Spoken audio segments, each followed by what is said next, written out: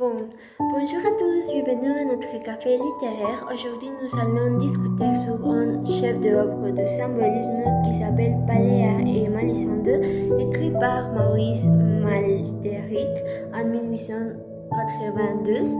C'est une pièce fascinante qui nous va transporter au royaume de Allemande. C'est une histoire d'amour interdit, de désir et aussi de jalousie. Bon, je crois que le plus intéressant de cette œuvre, c'est que tout c'est un peu étrange. Les personnages ne comprennent pas ce qu'ils ressentent. Et bon, l'histoire part d'un amour impossible entre Péléas et Mélissa, aussi de la jalousie de Golo. Mais je crois qu'en réalité, le plus important, ce sont les sentiments, les silences et tout ce qui n'est pas dit dans l'histoire. Et bon, je crois que dans cette histoire, nous fait ressentir plusieurs choses que simplement suivre une histoire.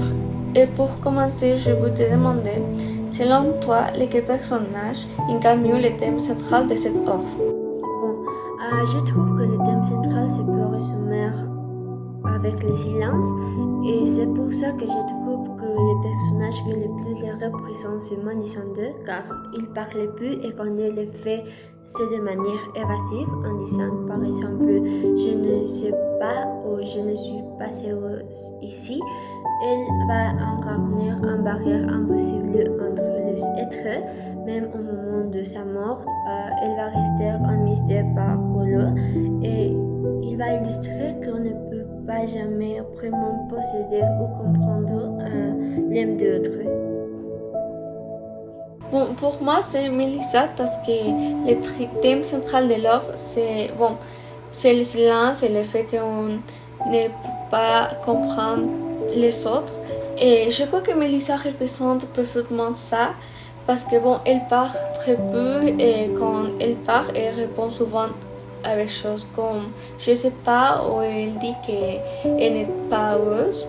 Et on ne connaît pas vraiment son passé ni ce qu'elle pense. Mais à la fin, elle reste un mystère avec Golo. Donc, elle montre bien qu'on ne peut pas jamais totalement comprendre quelqu'un ni contrôler ses sentiments.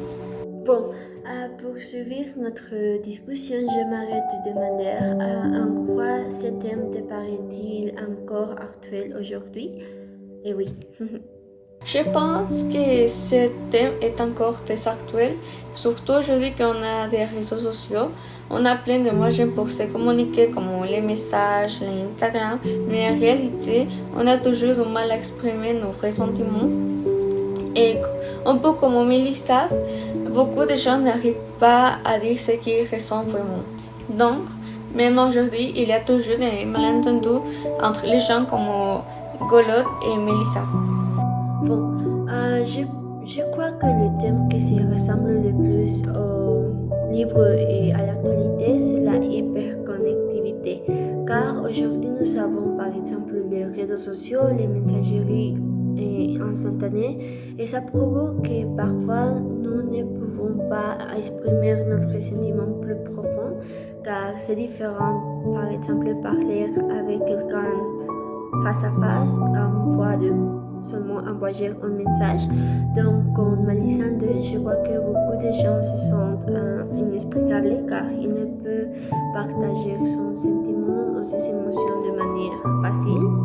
Et par exemple, aussi, on trouve que la difficulté de Galo à comprendre ce que c'est vraiment Mélisande et je crois que ça illustre parfaitement nos malentendus contemporains. Et bon, pour finaliser, je vais te demander comment cette œuvre se distingue-t-elle des autres lectures linéaires.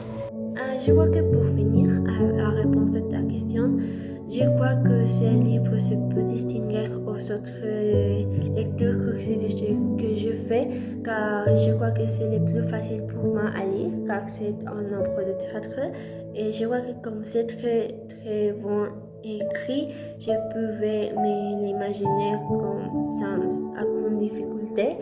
Et je crois que c'est la lecture que j'ai plus aimée car j'ai vu l'œuvre de théâtre en vidéo et j'ai pu comprendre mieux l'histoire. Donc je crois que